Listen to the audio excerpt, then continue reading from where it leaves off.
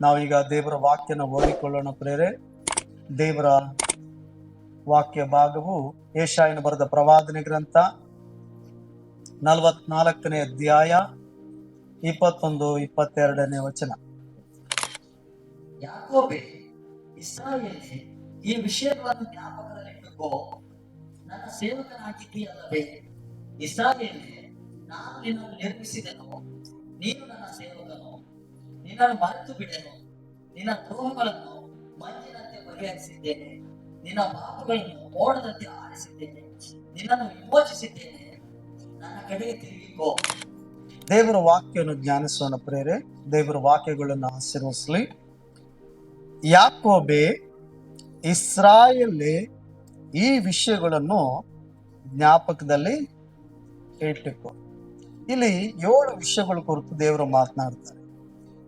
21-22 2 ವಚನದಲ್ಲಿ 7 ವಿಷಯಗಳ ಕುರಿತು ಮಾತನಾಡ್ತಾರೆ ದೇವರು. ಒಂದು, ಈ ವಿಷಯಗಳನ್ನ ಜ್ಞಾಪಕದಲ್ಲಿ ಇಟ್ಟುಕೋ. ಮೊದಲನೇದಾಗಿ ಇಸ್ರಾಯೇಲೇ, ಯಾಕೋಬೆ, ಇಸ್ರಾಯೇಲೇ, ಈ ವಿಷಯಗಳನ್ನು ಜ್ಞಾಪಕದಲ್ಲಿ ಇಟ್ಟುಕೋ. ಯಾವ ವಿಷಯಗಳನ್ನ ಜ್ಞಾಪಕದಲ್ಲಿ ಇಟ್ಟುಕೊಳ್ಳಬೇಕು? ಹಲ್ಲೆಲೂಯಾ. ದೇವರು ಕೆಲವೊಂದು ವಿಷಯಗಳನ್ನ ನಮ್ಗೆ ಜ್ಞಾಪಕದಲ್ಲಿ ಇಟ್ಟುಕೋ ಅಂತ ಹೇಳ್ತಿದ್ದಾರೆ. ದೇವರ ಮಕ್ಕಳಾದ ನಾವುಗಳು ಆತನ ಕುರಿತಾಗಿ ನಾವು ಜ್ಞಾಪಕವುಳ್ಳವರಾಗಿರ್ಬೇಕು. ನಮ್ಮ ನಿರ್ಮಾಣಕನು, ನಮ್ಮ ಸೃಷ್ಟಿಕರ್ತನು ಆತ, ನಮ್ಮನ್ನ ವಿಮೋಚಿಸಿದ ಆತನು ಆತ, ನಮ್ಮ ರಕ್ಷಿಸಿದ ಆತನು ಆತ. ಆತನು ಬಿಟ್ರೆ ಜಗತ್ತಲ್ಲಿ ಯಾರು ಕೂಡ ನಮ್ಮ ಪಾಪಗಳಿಂದ ಬಿಡಿಸೋದಕ್ಕೋಸ್ಕರ ಮನುಷ್ಯನಾಗಿ ದೇವರು ನರಾವತಾರ ಹೊತ್ತಿ ಭೂಮಿಗೆ ಬರ್ಲಿಲ್ಲ. ಯಾರು ಕೂಡ ನಾನು ನೀವು ಮಾಡಿದಂತ ಪಾಪಗಳಿಗಾಗಿ ನಿನ್ನ ಮೇಲೆ ಬರ್ತಿದ್ದ ಶಿಕ್ಷೆಯನ್ನ ಯಾರು ತಪ್ಪಿಸಿ ತನ್ನ ಶರೀರದ ಮೇಲೆ ಒತ್ಕೊಳ್ಳಿಲ್ಲ. ಆದ್ರೆ ಒತ್ಕೊಂಡಿತ್ತು ಯೇಸು ಕ್ರಿಸ್ತನು ಮಾತ್ರ. ಹಲ್ಲೆಲೂಯಾ. ಪಾಪ ಪರಿಹಾರಕನು, ಪಾಪದಿಂದ ವಿಮೋಚಿಸುವಂತ ಶಕ್ತಿ ಇರೋದು ಕ್ರಿಸ್ತನಿಗೆ ಮಾತ್ರ, ಯೇಸು ಕ್ರಿಸ್ತನಿಗೆ ಮಾತ್ರ. ಅದಕ್ಕೆ ಯಾಕೋಬೆ, ಇಸ್ರಾಯೇಲೇ, ಇದನ್ನ ಜ್ಞಾಪಕ ಮಾಡಿಕೋ. ನಿನ್ನ ನರಕದಿಂದ ಬಿಡಿಸಿದ್ದಾನೆ, ಶಾಪದಿಂದ ಬಿಡಿಸಿದ್ದಾನೆ, ನಮ್ಮನ್ನು ವಿಮೋಚಿಸಿದಂತ ದೇವರು ಹೇಳ್ತಿದ್ದಾನೆ. ಇದನ್ನ ನೆನಪಲ್ಲಿ ಇಟ್ಟುಕೋ. ನಾವು ಆತನನ್ನ ಜ್ಞಾಪಕದಲ್ಲಿಟ್ಟುಕೊಂಡು, ಆತನೇ ನನ್ನ ಜೀವವುಳ್ಳ ದೇವರು, ನನ್ನ ಸೃಷ್ಟಿಕರ್ತನು, ಆತನಿಲ್ಲದೆ ಯಾವ ದೇವರುಗಳಿಲ್ಲ ಎಂಬುದಾಗಿ ತಿಳಿದು ನಾವು ಮನುಷ್ಯರಾದ ನಾವುಗಳು, ಭೂನಿವಾಸಿಗಳಾಗಿರೋ ನಾವುಗಳು ದೇವರನ್ನ ಸ್ತುತಿಸಬೇಕಂತೆ. ಯಾಕಂದ್ರೆ ಈ ಸರ್ವ ಸೃಷ್ಟಿಯು ಕೂಡ ದೇವರನ್ನ ಸ್ತುತಿಸ್ತದೆ. ಹಾಗಾದ್ರೆ ಶ್ವಾಸ ಇರುವುದೆಲ್ಲವೂ ದೇವರನ್ನ, ಯೇಸುವನ್ನ ಸ್ತುತಿ ಮಾಡ್ಬೇಕಂತೆ. ಹಾಗಾದ್ರೆ ಈ ಭೂಮಿಲಿರುವಂತ ಎಲ್ಲಾ ಶ್ವಾಸ ಇರುವಂತ ವಸ್ತುಗಳು ಕೂಡ ದೇವರನ್ನು ಸ್ತುತಿಸೋದಾದ್ರೆ, ಜೀವ ಕೊಟ್ಟಿರುವಂತ ದೇವರು ಮನುಷ್ಯನಿಗೆ ತನ್ನ ಶ್ವಾಸವನ್ನೇ ಕೊಟ್ಟಿದ್ದಾನೆ. ಹಾಗಾದ್ರೆ ನಾನು ನೀವು ನಿತ್ಯವೂ ಆತನನ್ನು ಆರಾಧಿಸೋರು ಆಗಿದ್ದೀವಿ ಅನ್ನೋದನ್ನ ಜ್ಞಾಪಕದಲ್ಲಿ ಇಟ್ಟುಕೊಳ್ಬೇಕು. ಮತ್ತು ಆತನ ನಿರ್ಮಾಣ, ನಾವು ಆತನ ಸೃಷ್ಟಿ ಆಗಿದ್ದೀವಿ ನಾವು. ಹಲ್ಲೆಲೂಯಾ. ಆತನು ನಮ್ಮನ್ನ ತನ್ನ ಸ್ವರೂಪದಲ್ಲಿ ಸೃಷ್ಟಿ ಮಾಡಿದ್ದಾನೆ. ಅದಕ್ಕಾಗಿ ಹೇಳ್ತಾನೆ, ಯಾಕೋಬೆ, ಇಸ್ರಾಯೇಲೇ, ಇದನ್ನ ನೆನಪಲ್ಲಿಟ್ಟುಕೋ. ನಾವು ಪ್ರತಿಯೊಬ್ಬೊಬ್ಬರು ಮುಂದೆ ಕೇಳುವಂತ ವಾಕ್ಯಗಳನ್ನ ನೆನಪಲ್ಲಿಟ್ಟುಕೊಳ್ಬೇಕು. ದೇವರ ಕುರಿತಾದಂತ ಅನುಭವಗಳನ್ನು ನೆನಪಲ್ಲಿಟ್ಟುಕೊಳ್ಬೇಕು. ಮೊದಲನೇದಾಗಿ ವಾಕ್ಯ ಹೇಳ್ತದೆ, ಈ ವಿಷಯಗಳನ್ನ ಜ್ಞಾಪಕದಲ್ಲಿಟ್ಟುಕೋ. ಎರಡನೇದಾಗಿ ನೋಡುವಾಗ, ನನ್ನ ಸೇವಕನಾಗಿದ್ದೀಯಲ್ಲವೇ. ಹಲ್ಲೆಲೂಯಾ. ಸೇವಕ ಎಂಬುದಾಗಿ ಕರೆಯಲ್ಪಡ್ತದೆ. ನಾವೆಲ್ಲರೂ ದೇವರ ಸೇವಕರಾಗಿದ್ದೀವಿ, ದೇವರ ಮಕ್ಕಳು ಮತ್ತೆ ದೇವರ ಸೇವಕರಾಗಿದ್ದೀವಿ. ಸೇವಕರು ಅಂತ ಹೇಳುವಾಗ, ಇಲ್ಲಿ ಸೇವಕರು ಅಂತ ಹೇಳುವಾಗ ಹೆಣ್ಣು ಮಕ್ಕಳು ಇಲ್ಲಿ ಸೇವಕಿಯರು ಅಂತ ಇಲ್ವಲ್ಲ ಅಂತ ತಿಳ್ಕೋಬಾರ್ದು. ಸೇವಕರು ಅಂತ ಹೇಳುವಾಗ ಸೇವಕಿಯರು ಇಬ್ಬರು ಸರಿ ಸಮಾನರೇ. ದೇವರು ಏನ್ ಮಾಡಿದ್ದಾನೆ ಅಂದ್ರೆ ನಮ್ಮನ್ನು ಸರಿ ಸಮಾನವಾಗಿ ಕಾಣ್ತಾನೆ. ಆದ್ರಿಂದ ದೇವರ ಮಕ್ಕಳಾದ ನಾವು ಆತನಿಗೆ ಗಂಡು ಮಕ್ಕಳು ಹೆಣ್ಣು ಮಕ್ಕಳನ್ನು ಭೇದವಿಲ್ಲ. ಆದ್ರೆ ನಾವೆಲ್ಲರೂ ಆತನ ದೃಷ್ಟಿಯಲ್ಲಿ ಸರಿ ಸಮಾನರಾಗಿದ್ದೀವಿ. ಒಂದು, ಮೊದಲಾಗಿ ನೋಡುವಾಗ, ನನ್ನ ಸೇವಕನಾಗಿದ್ದೀಯಲ್ಲವೇ. ಹಾಗಾದ್ರೆ ನಾನು ಯಾರನ್ನ ಸೇವಿಸ್ತಾ ಇದ್ದೀನಿ ಅನ್ನೋದನ್ನ ತಿಳ್ಕೊಳ್ಬೇಕು. ಅದಕ್ಕೆ ಹೇಳ್ತದೆ ದೇವರ ವಾಕ್ಯ, ನನ್ನ ಸೇವಕನಾಗಿದ್ದೀಯಲ್ಲವೇ. ನಾವು ದೇವರ ಸೇವಕರಾಗಿದ್ದೀವಿ. ಹಾಗಾದ್ರೆ ಸೇವಕರು ಆಗಿದ್ದೀವಿ ಅಂತ ಹೇಳುವಾಗ ನಮಗೆ ಕೊಡಲ್ಪಟ್ಟಂತ ಸೇವೆ ಯಾವುದು, ನಾವು ಯಾವ ಸೇವೆಯನ್ನ ಮಾಡ್ಲಿಕ್ಕಾಗಿ ನಾವು ಆರಿಸಲ್ಪಟ್ಟಿದ್ದೀವಿ, ಕರೆಯಲ್ಪಟ್ಟಿದ್ದೀವಿ, ನಮಗೆ ನೇಮಿಸಿದಂತ ಸೇವೆಗಳಾದ್ರೂ ಏನು ಎಂಬುದಾಗಿ ತಿಳ್ಕೊಳ್ಳೋದು ಬಹಳ ಪ್ರಾಮುಖ್ಯ. ಸೇವಕರು ಅಂತ ಹೇಳುವಾಗ ನಮ್ಮ ಮನಸ್ಸಲ್ಲಿ ತಪ್ಪಾದ ಯೋಚನೆಗಳು ಬರಬಾರ್ದು. ಅಯ್ಯೋ, ಸೇವಕರು ಅಂದ್ರೆ ನಾನು ಕೂಡ ಇದೇ ರೀತಿಯಾಗಿ ಆ ವಾಕ್ಯಗಳನ್ನ ಸಾರ್ಬೇಕಾ, ನಾನು ಕೂಡ ಇದೇ ರೀತಿಯಾಗಿ ಚರ್ಚಲ್ಲಿ ಆರಾಧನೆ ಮಾಡ್ಬೇಕಾ, ಚರ್ಚಲ್ಲಿ ನಿಂತ್ಕೊಂಡು ಇದಕ್ಕಾಗಿ ನಾನು ಸೇವಕನಾಗಿದ್ದೀನಿ, ಆ ರೀತಿ ಅಲ್ಲ. ಹಲ್ಲೆಲೂಯಾ. ಇದಕ್ಕಾಗಿ ಸೇವೆಗಳಲ್ಲಿ ವಿಧ ವಿಧವಾದ ಸೇವೆಗಳಿದೆ, ಸೇವಕರಲ್ಲೂ ವಿಧ ವಿಧವಾದ ಸೇವೆಗಳಿದೆ. ಆದ್ರೆ ದೇವರು ನಮಗೆ ಯಾವ ಸೇವೆಗಾಗಿ ನೇಮಿಸಿದ್ದಾನೆ ಎಂಬುದಾಗಿ ತಿಳ್ಕೊಳ್ಳೋದು ಬಹಳ ಮುಖ್ಯವಾಗಿದೆ. ಹಲ್ಲೆಲೂಯಾ. ಅರ್ಥ ಆಯ್ತಾ? ಆದ್ರಿಂದ ಸೇವೆ ಅಂತ ಬರುವಾಗ ಸತ್ಯವೇದದಲ್ಲಿ 5 ವಿಧವಾದ ಸೇವೆಗಳು ಹೇಳ್ತದೆ. ಒಂದು ಸಭಾಪಾಲಕರ ಸೇವೆ, ಇವಾಂಜಲಿಸ್ಟ್ ಸೇವೆ, ಪ್ರವಾದಿ ಸೇವೆ, ಮತ್ತೆ ಬೋಧಕರ ಸೇವೆ, ಟೀಚಿಂಗ್ ಸೇವೆ. ಹೀಗೆ 5 ವಿಧವಾದ ಸೇವೆಗಳನ್ನ ಬೈಬಲ್ ಅಲ್ಲಿ ನಮಗೆ ತಿಳಿಸಲ್ಪಡ್ತದೆ. ಆದ್ರೆ ಬೈಬಲ್ ಅಲ್ಲಿ ಹೇಳಿದ ಹಾಗೆ ಪವಿತ್ರ ಆತ್ಮನಲ್ಲಿ ಇನ್ನೂ ಹೆಚ್ಚಾದಂತ ಸೇವೆಗಳಿವೆ. ಅವನ್ನ ನಾವು ಗುರುತಿಸ್ಬೇಕು. ಬರೀ ಸೇವೆ ಪ್ರಸಂಗ ಮಾಡೋದೇ ದೇವ್ರ ಸೇವೆ ಅಲ್ಲ, ಪಾಸ್ಟರ್ ಆಗಿ ಸೇವೆ ಮಾಡೋದೇ ದೇವ್ರ ಸೇವೆ ಅಲ್ಲ. ಅರ್ಥ ಆಯ್ತಾ? ಇದು ಒಂದೇ ಕಲ್ಲ ಸೇವಕರು ಅಂತ ಹೇಳುವಾಗ. ಮತ್ತೆ ಆರಾಧನೆ ಮಾಡುವುದೇ ದೇವರ ಸೇವೆ ಅಂತ ಅಲ್ಲ. ಅರ್ಥ ಆಯ್ತಾ? ಇಲ್ಲಿ ಫುಲ್ ಪಿಟ್ ಮೇಲೆ ಬಂದು ನಿಂತ್ಕೊಂಡು ಮಾಡೋದೇ ದೇವರ ಸೇವೆ ಅನ್ನೋದು ಅಂತ ನಾವು ತಿಳ್ಕೊಳ್ಬಾರ್ದು. ಆದ್ರೆ ಸೇವಕರು ಅಂತ ಕರಿಬೇಕಾದ್ರೆ ವಿಧ ವಿಧವಾದ ಸೇವೆ ಇದೆ. ದೇವರ ಮಕ್ಕಳಾಗಿರೋ ನಮಗೆ ಆತನ ರಾಜ್ಯದಲ್ಲಿ ಕೆಲಸ ಮಾಡೋದಕ್ಕೆ ವಿಧ ವಿಧವಾದಂತ ಸೇವೆಗಳು ನಮಗೆ ಕೊಡಲ್ಪಟ್ಟಿದ್ದಾನೆ. ನಾವು ಬಂದು ದೇವರ ಆಲಯದಲ್ಲಿ ದೇವರನ್ನ ಕುಳಿತುಕೊಂಡು ದೇವರನ್ನ ಆರಾಧಿಸಿ ದೇವರನ್ನ ಸ್ತುತಿಸಿ ಹೋಗೋದಷ್ಟೇ ಅಲ್ಲ, ಆತನ ರಾಜ್ಯದಲ್ಲಿ ಆತನ ಸೇವಕನಾಗಿ ಆತನ ಸೇವಕಿಯಾಗಿ ನಾವು ಕೆಲಸವನ್ನ ನಿರ್ವಹಿಸುವುದಕ್ಕಾಗಿ ದೇವರು ನಮ್ಮನ್ನು ಆರಿಸಿಕೊಂಡಿದ್ದಾನೆ. ಈ ಭೂಮಂಡಲದಲ್ಲಿ ನಮಗೆ ಸಾವು ಬರದಂತೆ, ನಮಗೆ ಬಂದಂತ ರೋಗಗಳು, ಸಮಸ್ಯೆಗಳು, ದರಿದ್ರಗಳು, ಶಾಪಗಳು, ನಾವು ಸಿಕ್ಕಾಕೊಂಡಿದ್ದಂತ ಮಾಟ ಮಂತ್ರಗಳಿಂದ ದೇವರು ನಮ್ಮನ್ನು ಬಿಡುಗಡೆ ಮಾಡಿ ತನ್ನ ಭುಜಬಲದಿಂದ ನಮ್ಮನ್ನು ಸ್ವಸ್ಥತೆ ಪಡಿಸಿ ನಮ್ಮನ್ನು ಯಾಕೆ ಜೀವಿತ ಸಂಖ್ಯೆಯಲ್ಲಿ ಇಟ್ಟಿದ್ದಾನೆ ಅಂದ್ರೆ ಆತನ ಆಲಯದಲ್ಲಿ, ಅಂದ್ರೆ ಆತನ ಒಂದು ರಾಜ್ಯದಲ್ಲಿ ನಾವು ಸೇವಕಿಯರಾಗಿದ್ದೀವಂತೆ. ಹಾಗಾದ್ರೆ ಆತನ ಆಲಯದಲ್ಲಿ ಇರುವಂತ ನಾವುಗಳು ಮಕ್ಕಳಾಗಿ ಆತನಲ್ಲಿರುವಂತ ಸೇವಕಿಯರಾಗಿರುವವರು ನಮಗಾಗಿ ಜವಾಬ್ದಾರಿಗಳನ್ನ ದೇವರು ಕೊಟ್ಟಿದ್ದಾನೆ. ಅದಕ್ಕಾಗಿ ಮೊದಲನೇದಾಗಿ ವಾಕ್ಯ ಹೇಳ್ತದೆ, ನೀವು ದೇವರ ಸೇವಕರಾಗಿದ್ರಿ. ಹಾಗಾದ್ರೆ ದೇವರ ಸೇವೆ ಅಂದ್ರೆ ಏನು? ಸುವಾರ್ತೆ ಸಾರುವುದು ದೇವರ ಸೇವೆ ಆಗಿದೆ. ಇತರರಿಗಾಗಿ ಪ್ರಾರ್ಥನೆ ಮಾಡುವಂಥದ್ದು ದೊಡ್ಡ ಸೇವೆಯಾಗಿದೆ. ಸೇವೆಯಲ್ಲಿ ವಿಧ ವಿಧವಾದ ಭಾಗಗಳಿದೆ. ಹಾಗಾದ್ರೆ ಇಲ್ಲಿ ಬಂದು ಮುಂದೆ ನಿಂತ್ಕೊಂಡು ಮೈಕ್ ಮುಂದೆ ಜನರ ಮುಂದೆ ಮಾತನಾಡೋದೇ ಸೇವೆ ಅಂತ ತಿಳ್ಕೊಬೇಡ್ರಿ. ಹಾಗಾದ್ರೆ ನೀವು ಕೂಡ ಸೇವಕರಾಗಿದ್ದೀರಿ, ಸೇವಕಿಯಾಗಿದ್ದೀರಿ. ಹೇಗೆ ನಾವು ಸೇವೆ ಮಾಡ್ಬೋದು ನೋಡಿ?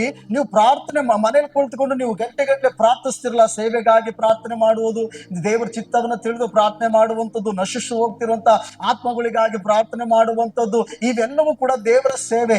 ದೇವರು ನಿಮ್ಮನ್ನು ಆಶೀರ್ವದಿಸಿ ನಿಮ್ಮ ದುಡಿಮೆಯನ್ನ, ನಿಮ್ಮ ವ್ಯಾಪಾರವನ್ನ, ನಿಮ್ಮ ಬಿಸ್ನೆಸ್ಗಳನ್ನ ಅಥವಾ ನಿಮ್ಮ ಭೂಮಿಯಲ್ಲಿ ಬಿತ್ತುವಂತ ಬೀಜಗಳನ್ನ ಆಶೀರ್ವದಿಸುವಾಗ ಅದರಿಂದ ಬರುವಂತ ಆದಾಯಗಳು, ಸಂಪಾದನೆಗಳಲ್ಲಿ ದೇವರ ಸೇವೆಗಾಗಿ ನೀವು ಆರ್ಥಿಕವಾಗಿ ಸಹಾಯ ಮಾಡ್ತಿರಲ್ಲ, ಕಾಣಿಕೆ ಮೂಲಕವಾಗಿ, ದಸಂಭಾಗ ಮೂಲಕವಾಗಿ ನೀವು ದೇವರಿಗೆ ಸಹಾಯ ಮಾಡ್ತಿರಲ್ಲ, ಅದನ್ನು ಕೂಡ ಒಂದು ಸೇವೆನೇ.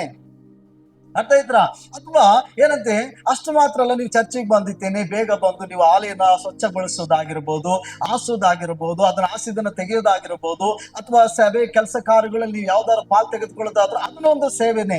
ಅಷ್ಟು ಮಾತ್ರವಲ್ಲದೆ ನೀವು ಯಾರಿಗಾದ್ರೂ ಹೊರಗಡೆ ಸುವಾರ್ತೆ ಸಾರ್ತೀರಾ, ಅವ್ರನ್ನ ಸುವಾರ್ತೆ ಸಾರಿ ದೇವರ ಬಳಿಗೆ ತೆಗೆದುಕೊಂಡು ಬರ್ತೀರಾ, ಇದು ಒಂದು ಸೇವೆ ಆಗಿದೆ. ಸೇವೆಯಲ್ಲಿ ವಿಧ ವಿಧವಾದ ಸೇವೆಗಳಿದೆ. ಹಾಗಾದ್ರೆ ನನಗೆ ಕೊಡಲ್ಪಟ್ಟಂತ ಸೇವೆ ಯಾವುದು ಎಂಬುದಾಗಿ ತಿಳ್ಕೊಳ್ಬೇಕು. ನನಗೆ ಪ್ರಾರ್ಥನೆ ಮಾಡುವ ಸೇವೆ ಕೊಟ್ಟಿದ್ದಾನ ದೇವರು, ನನ್ನ ಸುವಾರ್ತೆ ಸಾರುವ ಸೇವೆ ಕೊಟ್ಟಿದ್ದಾನ, ನನಗೆ ದೇವರು ಸಭೆಯಲ್ಲಿ ಇಂಥ ಕೆಲಸ ಕಾರ್ಯಗಳನ್ನ ನೇಮಿಸಿದ್ದಾನ, ಆ ಸೇವೆಗಳಲ್ಲಿ ನಾನು ಪಾಲ್ ತೆಗೆದುಕೊಂಡಿದ್ದೇನೆ, ಅದನ್ನ ನಾನು ನಂಬಿಗಸ್ತನಾಗಿದ್ದೀನಿ, ಆ ಸೇವೆ ನನಗೆ ಕೊಡಲ್ಪಟ್ಟಿದ್ಯಾ? ಪ್ರಾರ್ಥನೆ ಸೇವೆ ಕೊಡಲ್ಪಟ್ಟಿದ್ಯಾ? ಅಥವಾ ನಾನು ಸಂಪಾದನೆ ಮಾಡಿ ದೇವರ ಆಲಯಕ್ಕೆ, ದೇವರ ಸೇವೆಗೆ ನಾನು ಸಹಕಾರಿಯಾಗಿ ನಿಲ್ಲುವಂತ ವ್ಯಕ್ತಿಯಾಗಿ, ಕುಟುಂಬವಾಗಿ ನಾನು ಆರಿಸ್ಕೊಂಡಿದ್ದಾನ, ಆ ಸೇವೆ ನನಗೆ ಕೊಡಲ್ಪಟ್ಟಿದ್ಯಾ? ಮತ್ತೆ ನಾವು ಎಲ್ಲವನ್ನ ತಿಳ್ಕೊಳ್ಬೇಕು. ಯಾಕಂದ್ರೆ ಒಂದೇ ವಿಧವಾದ ಸೇವೆ ಇಲ್ಲ.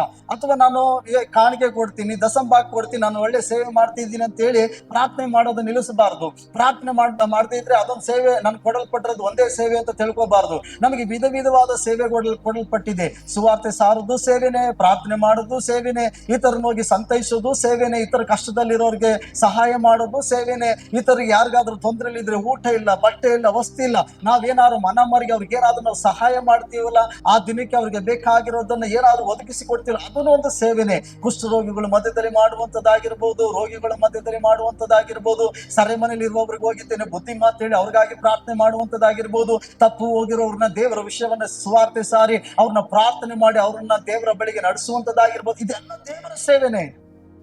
ಆಸ್ಪತ್ರೆಯಲ್ಲಿ ಯಾರೋ ಇರ್ತಾರೆ, ಅವ್ರಿಗೆ ಹೋಗಿತ್ತೆ ನೀವು ಆರೈಕೆ ಮಾಡಿ, ಅಥವಾ ಏನೋ ಬೆಳಿಗ್ಗೆ ನಾಷ್ಟನೋ ಮಧ್ಯಾಹ್ನ ಊಟನೋ ತೆಗೆದುಕೊಂಡು ಹೋಗಿ ಅವ್ರು ಕೊಟ್ಟಿತ್ತೆ, ನೀವು ಪರಿಚಯದವರು, ಸಂಬಂಧಿಕರು, ದೂರದವರು ಅಥವಾ ಫ್ರೆಂಡ್ಸ್ ಅಥವಾ ಯಾರು ಗೊತ್ತಿಲ್ದಾರ ಅವ್ರಿಗಾಗಿ ಹೋಗಿ ಸುವಾರ್ತೆ ಸಾರಿ ಪ್ರಾರ್ಥನೆ ಮಾಡಿ ದೇವ್ರ ವಿಷಯ ತಿಳಿಸಿ ಬರ್ತೀನಿ, ಅದೊಂದು ಸೇವೆನೆ. ಹೀಗೆ ಸೇವೆಯಲ್ಲಿ ವಿಧ ವಿಧವಾದ ಸೇವೆ ಇದೆ. ಹಾಗಾಗಿ ನಾವು ಬಂದು ದೇವರ ಆಲಯದಲ್ಲಿ ಕುಳಿತುಕೊಂಡು ಬರೀ ಪ್ರಾರ್ಥನೆ ಮಾಡಿಕೊಂಡು ದೇವರನ್ನ ಆರಾಧನೆ ಮಾಡಿ ಕಾಣಿಕೆ ಕೊಟ್ಟು ಹೋಗೋದೇ ಅಲ್ಲ. ದೇವರ ಸೇವಕರೇ ಆಗಿರೋ ನಾವುಗಳು ದೇವರಿಂದ ನಾವ್ ಏನ್ ಹೊಂದ್ಕೊಂಡಿದ್ದೀವೋ, ಏನ್ ಬಿಡುಗಡೆನ ಹೊಂದ್ಕೊಂಡು, ಏನ್ ಅದ್ಭುತಗಳು ಹೊಂದ್ಕೊಳ್ತಿದೀವೋ, ಏನ್ ಒಳ್ಳೆದನ್ನ ದೇವರು ನಮಗೆ ಪ್ರಕಟಿಸ್ತಿದ್ದಾನೋ ಅದನ್ನ ನಾವು ಕಲ್ತ್ಕೊಂಡು ಅದಕ್ಕೆ ವಿಧಿಯರಾಗಿ ಅದ್ರ ಮೇಲೆ ವಿಶ್ವಾಸ ಇಡ್ತಾ ಅದ್ರ ಪ್ರಕಾರ ನಡೀತಾ ನಾವು ಇತರರಿಗೂ ಕೂಡ ಆ ಶುಭ ಸಂದೇಶವನ್ನ ಸಾರುವ ಹಂಗಿನಲ್ಲಿ ಇದ್ದೀವಿ. ಅದಕ್ಕಾಗಿ ನಾವು ದೇವರಿಗೆ ದಾಸಿಯಾಗಿ ಅಂದ್ರೆ ದೇವರ ಸೇವಕಿಯಾಗಿದ್ದೀವಿ. ಅಲ್ಲೇಲೂಯಾ. ಪಾಸ್ಟರ್ ಒಬ್ಬರೇ ಮಾಡುವಂತ ಕೆಲಸಗಳಲ್ಲ ಇವು. ಅಲ್ಲೇಲೂಯಾ.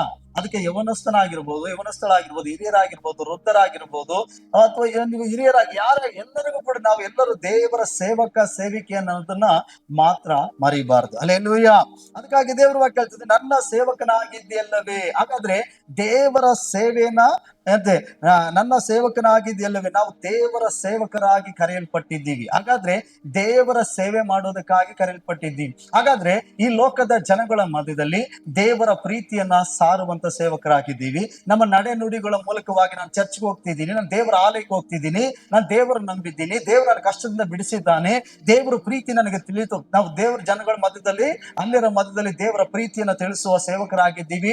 ಅನೇಕರ ಬಿಡುಗಡೆಗಾಗಿ ಪ್ರಾರ್ಥನೆ ಮಾಡುವ ಸೇವಕರಾಗಿದ್ದೀವಿ. ಅನೇಕರ ಕಷ್ಟದಲ್ಲಿ, ಕಣ್ಣೀರಲ್ಲಿ, ಸಮಸ್ಯೆಯಲ್ಲಿರೋರಿಗೆ ಏನಂತೆ ದೇವರ ಮಾರ್ಗವನ್ನ ತಿಳಿಸ್ತಾ ಅವ್ರಿಗಾಗಿ ಪ್ರಾರ್ಥನೆ ಮಾಡುವ, ಮಧ್ಯಸ್ಥಿಕೆ ಪ್ರಾರ್ಥನೆ ಮಾಡುವಂತ ಒಬ್ಬ ಸೇವಕಿಯರು ನಾವಾಗಿದ್ದೀವಿ. ನಮಗೇನು ಒಳ್ಳೇದಾಗಿದೆ ಯೇಸು ಸ್ವಾಮಿ ನಂಬಿ ದೇವರು ನಮ್ಗೇನ್ ಬಿಡುಗಡೆ ಕೊಟ್ಟ ಅದು ನಮ್ಮಲ್ಲಿ ಮಾತ್ರ ಇರ್ಲಿ ಅನ್ನೋದು ದೇವರ ಉದ್ದೇಶ ಅಲ್ಲ. ನಾವೇನು ಹೊಂದ್ಕೊಂಡು ಆ ಪ್ರೀತಿನ ಇತರರಿಗಾಗಿ ಸಾರುವಂಥದ್ದು.